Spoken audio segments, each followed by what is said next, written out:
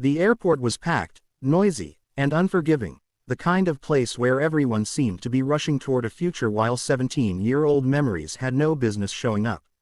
Megan Carter stood near gate 28 with one hand wrapped around a cheap suitcase handle and the other holding the hand of her 8-year-old daughter, Lily. She had slept barely 3 hours the night before. Her hair was pulled into a loose ponytail, her old gray sweater had a tiny coffee stain near the sleeve, and she was silently calculating whether the money in her checking account would last until Friday. She had promised herself that this trip would be different. New city, new job, new beginning. She had not expected her past to be waiting beside the security checkpoint. Megan. Her entire body froze. She knew that voice. There were some voices the heart remembered even when the mind had spent years trying to forget them. She slowly turned. A tall man stood several feet away in a perfectly fitted navy suit. His dark hair was neatly styled, his posture confident, and a sleek leather briefcase rested in one hand. 2 employees in business attire stood behind him, waiting for his instructions. But Megan didn't notice the expensive suit. She noticed his eyes. Ryan. The man stared at her as if the crowded airport had suddenly disappeared. For several seconds, neither of them moved. Ryan Brooks, the boy who had once ridden a battered bicycle across town just to bring her hot chocolate when she was sick. Ryan, the young man who had promised they would build a life together. Ryan, the person she had spent years convincing herself she had forgotten.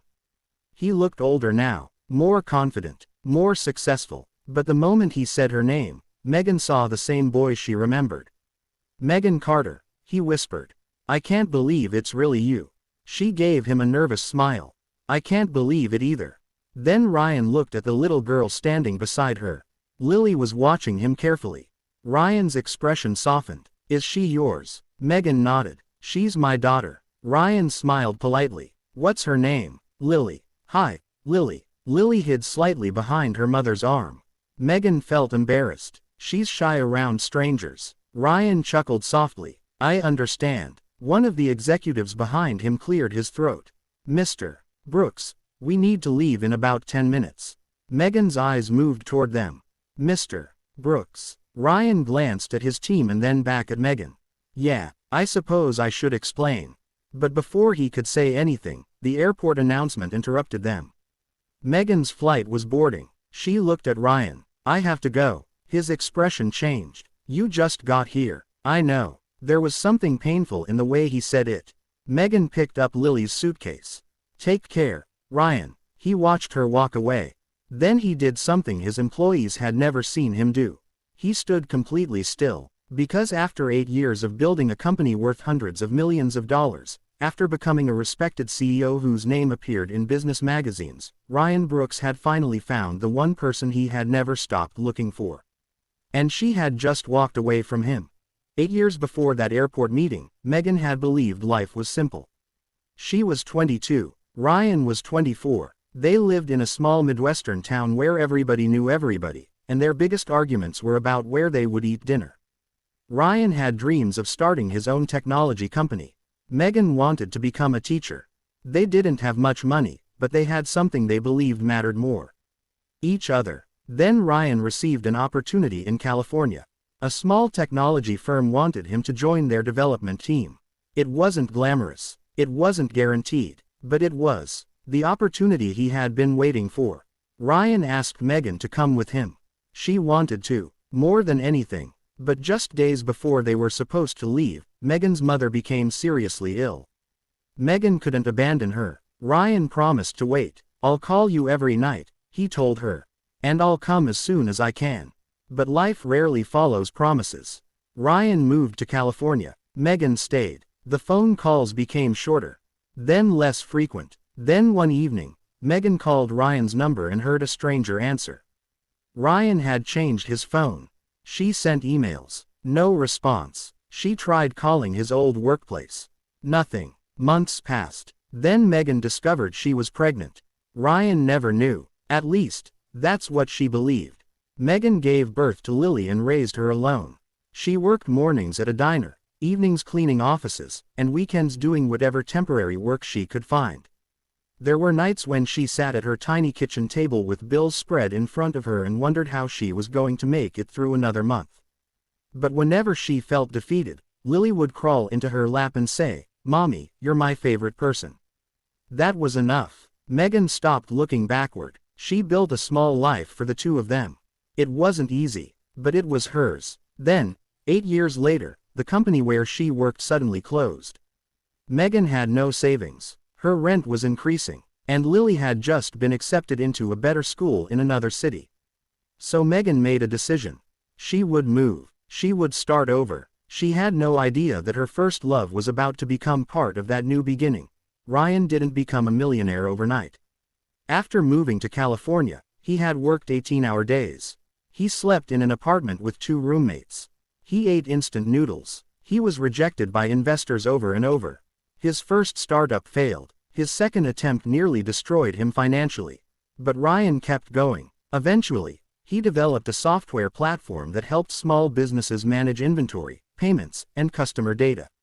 The company exploded. Investors came. Then major corporations. Then international clients. By the time Ryan was 32, his company was valued at hundreds of millions of dollars. People called him brilliant. Some called him lucky. Ryan called himself stubborn. But there was one thing he never told anyone. He had spent years wondering what happened to Megan. He had searched for her. Not obsessively. Not in a dramatic way. But enough to know that she had disappeared from his life without explanation. He had once asked an old mutual friend about her. The friend told him Megan had moved away. Ryan assumed she had chosen another life. It hurt, but he respected it. He never knew there had been a baby. He never knew Megan had waited.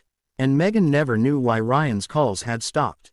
The truth was buried in an old administrative mistake. Ryan's phone had been stolen during his first month in California. His old number was reassigned. His emails had gone into a spam account he stopped using. By the time he realized what had happened, Megan had already stopped trying. 2 people had spent 8 years believing the other person had walked away. Neither had actually left willingly. 3 days after the airport encounter, Megan received an email. She almost deleted it. The subject line read, "A conversation I'd really like to have." The sender was Ryan Brooks. Megan stared at the screen for nearly a minute. Then she closed the laptop. She opened it again. The email was still there. Ryan didn't ask for forgiveness. He didn't make excuses. He simply asked if she would meet him for coffee. Megan eventually agreed. They met at a quiet cafe. Ryan arrived early. Megan arrived 5 minutes late because Lily couldn't find her favorite backpack. Ryan stood when she entered. For a moment, they simply looked at each other. "I owe you an explanation," Ryan said. Megan sat down. "I think we both do." They talked for nearly 2 hours. Ryan told her about the stolen phone, the failed business, the new company, the years he spent thinking she had chosen someone else. Megan told him about her mother, her pregnancy, Lily, the years of working 2 or 3 jobs. Ryan listened without interrupting. When Megan finally said, "I thought you abandoned me," his face fell. "I thought you abandoned me." She stared at him. "Then we were both wrong." Ryan nodded. "Yeah." For the first time, Megan smiled. "That's almost funny." Ryan laughed quietly. "Almost." Then he asked the question he had been afraid to ask.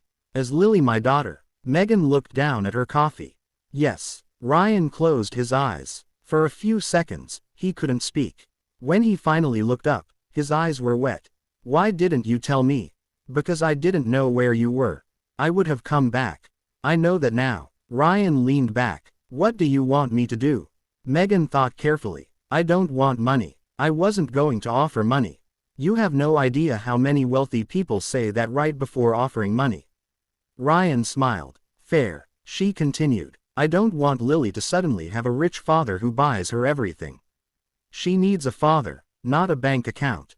Ryan nodded. "Then I'll start there." Ryan's first meeting with Lily was awkward.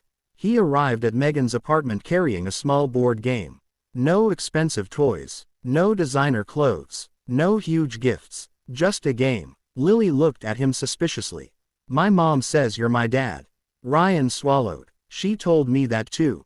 "Are you rich?" Ryan nearly laughed. "That's a complicated question." Lily crossed her arms. Mom says rich people are complicated. Ryan looked at Megan. Megan covered a smile. I like your mom, he said. Lily considered that. Why? Because she's honest. Lily nodded. Okay. She opened the board game. Sit down. Ryan sat. For the next hour, the CEO of a multi-million-dollar company lost spectacularly to an 8-year-old girl. And he loved every second of it. Soon, Ryan became part of their routine. He helped Lily with science projects. He attended school events. He learned which cereal she liked. He learned that Megan drank coffee without sugar when she was stressed and tea when she was happy. He learned that Lily hated thunderstorms but loved astronomy. Most importantly, he learned that Megan had built an entire life without him. And that made him admire her more than ever. A few months later, Ryan invited Megan and Lily to his family's lake property. Megan hesitated. Are you sure this is a good idea? Ryan smiled. It's just a weekend. The property was beautiful but surprisingly simple. A wooden cabin sat beside a quiet lake surrounded by tall pine trees. There was a small dock, an old fishing boat, a fire pit, and a porch overlooking the water. Ryan handed Megan a fishing rod. You ever fish? She laughed. Ryan, I barely have time to sleep. Then today you're going to learn. An older man sat nearby in a folding chair. It was Ryan's father, Thomas. He watched Megan carefully. Then he smiled. So you're Megan. Megan nodded. Yes. Thomas stood. I've heard your name for years. Megan looked surprised. Years. Thomas glanced at his son. Ryan never stopped talking about you. Ryan groaned. Dad, what? It's true. Megan smiled. That afternoon, something unexpectedly peaceful happened. There were no lawyers, no investors, no business meetings, no old misunderstandings, just 3 generations of people standing near a lake. Lily tried fishing. Megan helped her. Ryan stood beside them. Thomas watched from the porch. For the first time, Megan realized something. She had spent years thinking Ryan's success was proof that she had been left behind. But perhaps success wasn't about who had more money. Perhaps it was about who had managed to keep moving forward. And Ryan had never forgotten her.